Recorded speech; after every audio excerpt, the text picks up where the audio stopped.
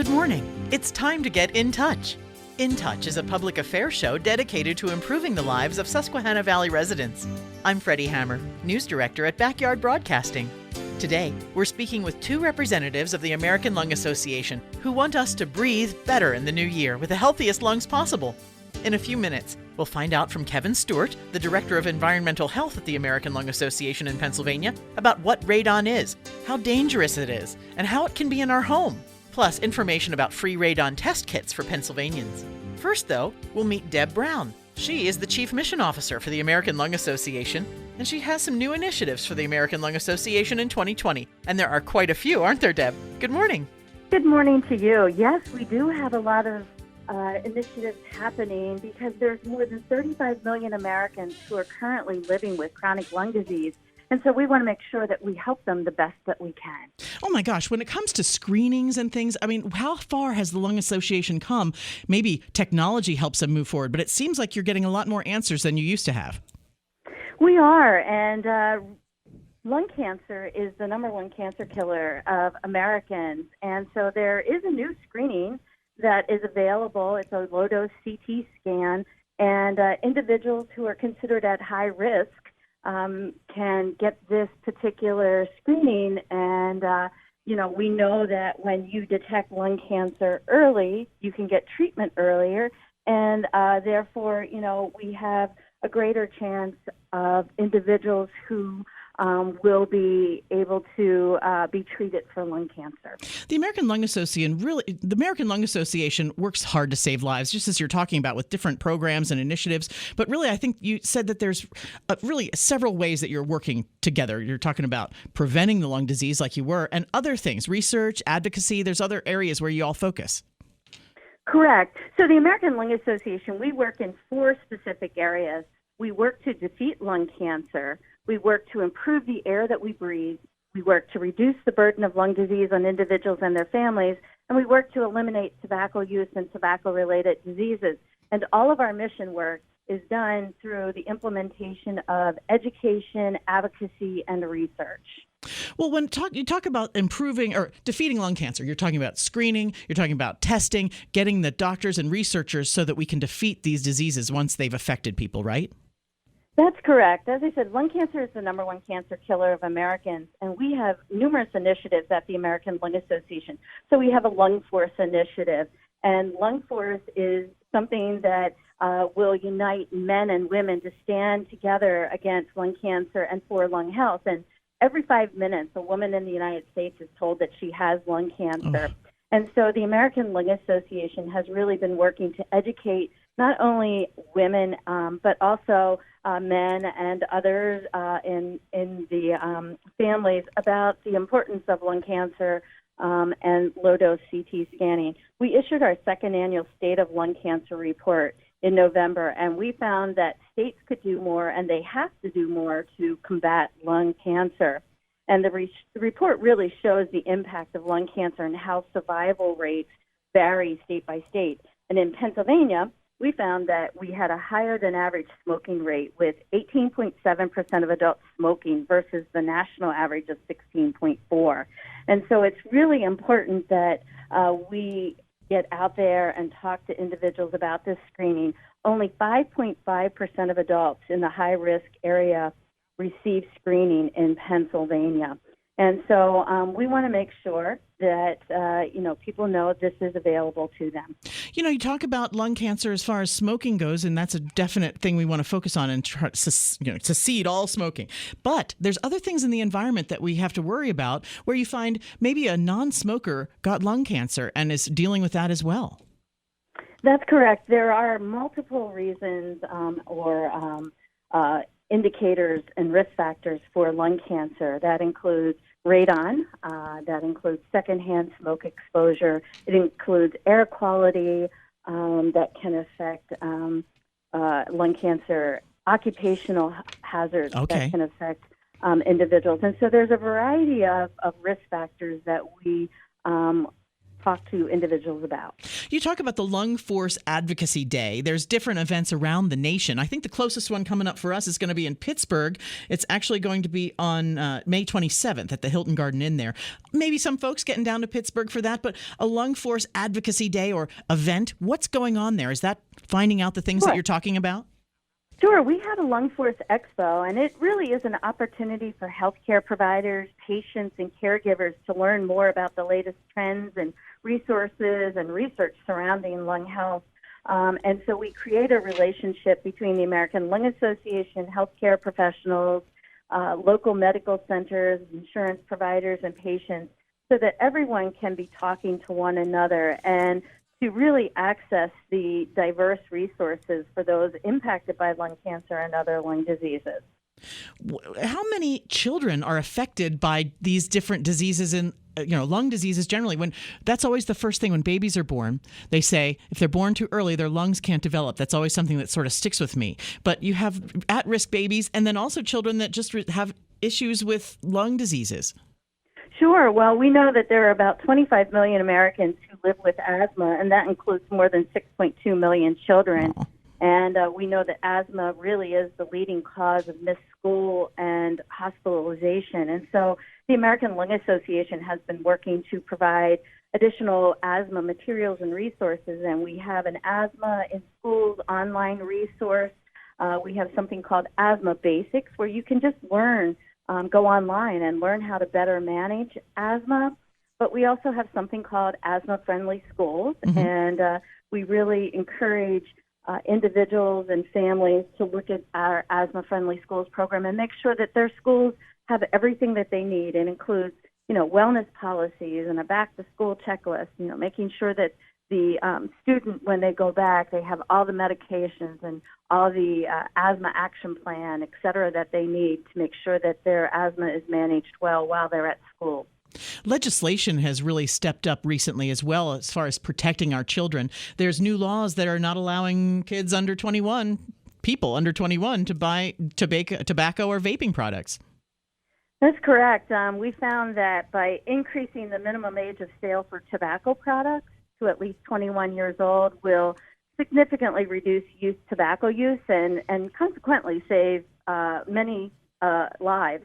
And so the American Lung Association has really been working hard to make sure that states have legislation, and now there's a federal law that says no tobacco products will be sold to anyone under the age of 21. And so we know this is absolutely critical because adolescents and young adults are really vulnerable to the effects of nicotine and nicotine addiction, and it can really cause some lasting and adverse consequences on brain development, which continues until the age of 25. And so we want to make sure that we do all that we can to prevent young people from any type of nicotine addiction.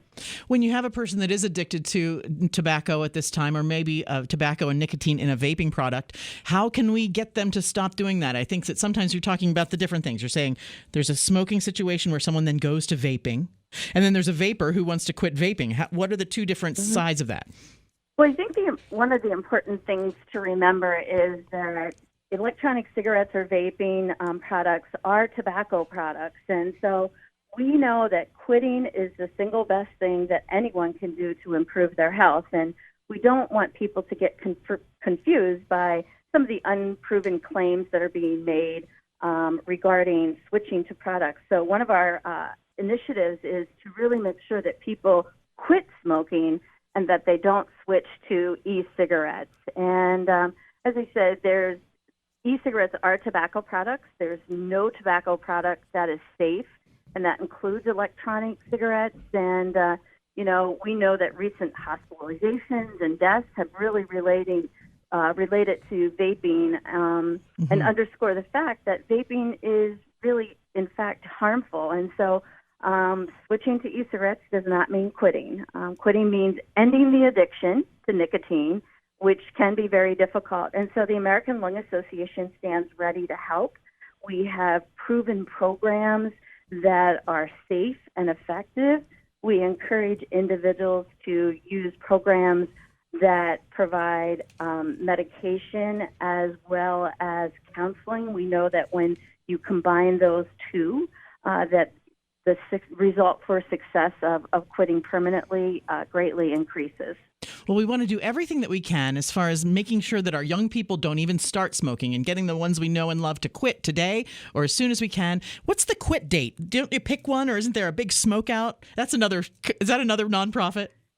It is. There's, usually in November, but the American Lung Association believes that any day that you pick and choose is a good day for people to quit smoking. And as I said, we stand ready to help anyone. We have proven programs. We offer them through four modalities. We have an online program with telephonic help. We have plain telephonic help. We have a self-help manual, and then we have a group approach. And so whatever works for individuals, whatever modality or method that they choose to get the help that they need to quit smoking, we're ready to help them. Well, we certainly want to do everything we can, and I read a little bit about a fun event that happens in bigger cities with tall buildings called Fight for Air Climb. There's coming up one in Buffalo, New York on March 21st at a big tall building. I think they're at I'm curious. Can anybody do that? Can we find a big tall building and have a Fight for Air Climb event and raise money for the American Lung Association? Well, individuals certainly can do their own events to support the American Lung Association, but we encourage everyone to join one of the large Fight for Air climbs that we have throughout the country. It sounds fun. They're located in multiple states, and it's a lot of fun climbing, and it's a lot of good to know that you're supporting individuals who can't climb.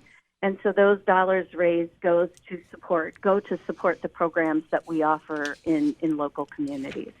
Well, Chief Mission Officer for the American Lung Association, Deborah Brown, it's been wonderful to talk to you today about the Lung Association's initiatives for 2020. And we sort of started talking about January being Radon Action Month. And we're going to pull in here another coworker of yours or a colleague. We're going to be speaking with Kevin Stewart, and he's the director of the environmental health section of the American Lung Association. Now, are you a colleague of his? Do you work with him often? Absolutely. Kevin is extremely knowledgeable about anything environmentally related, but also knows a great deal about radon.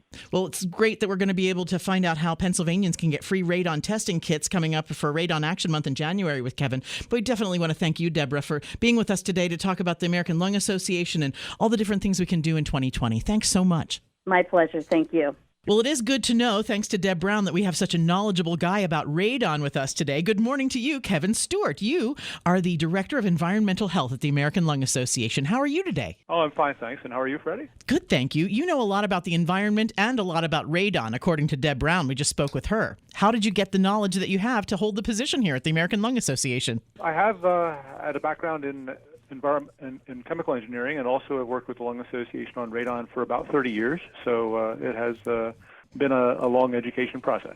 It's unusual to hear that we might have radon in our home, and a possible test kit is available for Pennsylvanians, and we'll talk about how listeners can get one of those by the end of the program. But how is this radioactive material in our house? Well, it's naturally occurring. Radon comes from the natural decay of uranium, which is present in rocks and soils pretty much everywhere.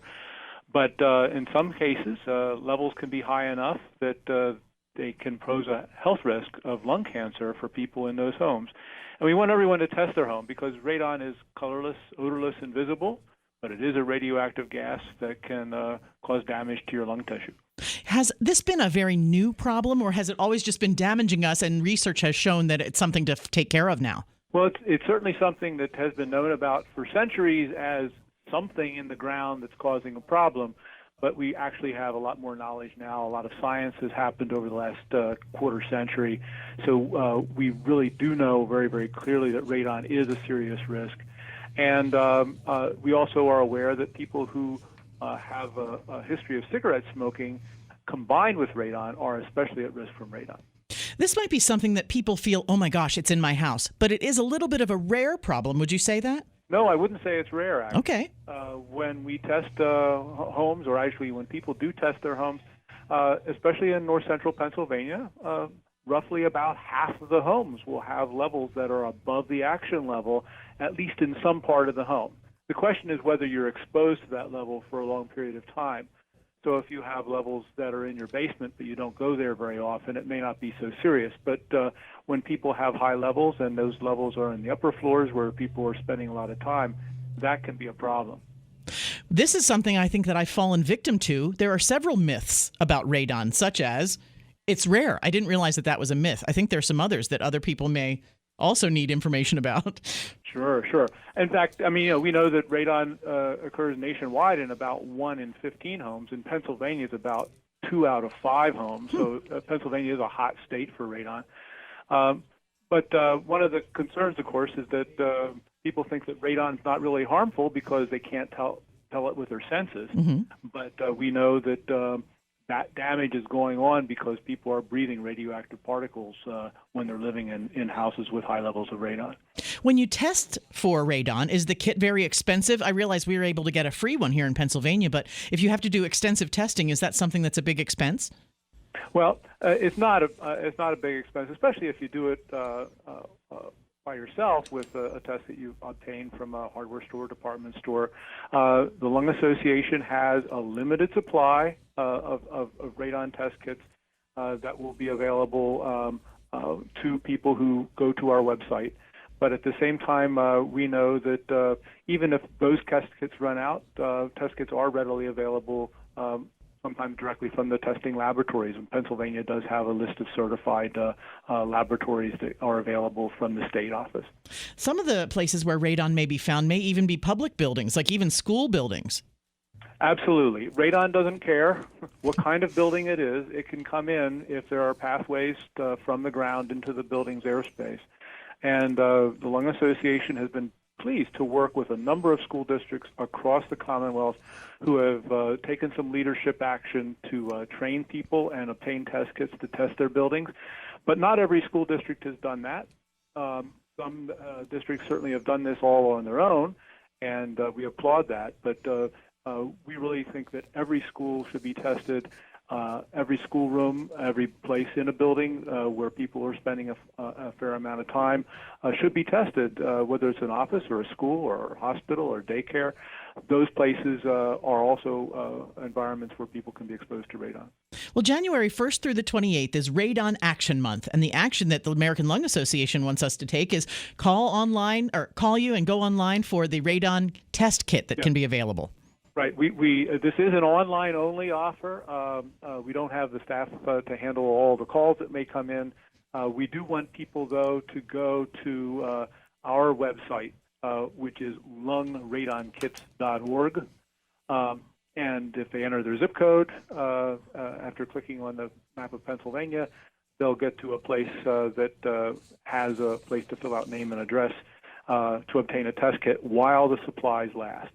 And I do stress it is a limited supply. We don't have enough for everyone in the whole state of Pennsylvania.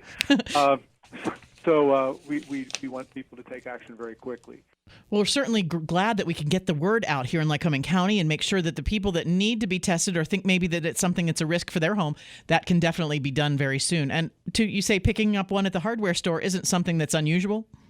No, it's not. And those test kits, as I say, are relatively inexpensive. They typically run between $10 and $25. The analysis and the reporting of the results, all postage sometimes is actually included with the test kit. So it's a relatively straightforward process as long as people follow the directions. I guess really we should say that having radon as a long-term exposure can cause lung cancer. That's really what we're talking about today. That's right. And in fact, about 21,000 people every year in the United States get lung cancer because of their exposure to radon, and that's what we're trying to prevent here. We want you to go online because of the online-only campaign to get your free radon kit to test in your home. You can go online to lungradonkits.org. Thank you so much, Kevin Stewart. You're the Director of Environmental Health at the American Lung Association. Good luck in 2020 and for this campaign, Action Month for Radon in 2020. Thank you, Freddie. Appreciate the opportunity. InTouch is locally produced in our studios at 1685 4 Mile Drive in Williamsport. To get in touch with us regarding questions, comments, or topic ideas, call weekdays between 8 and 5, 570-323-8200. You can also write to us at 1685 4 Mile Drive, Williamsport, PA 17701, attention Freddie Hammer, or email me at fhammer@backyardbroadcasting.com. For archived programs of our InTouch series, you can subscribe to our YouTube channel, Backyard Broadcasting. Each current program is featured on the Backyard Broadcasting websites each week. Thanks for listening to InTouch, a production of Backyard Broadcasting.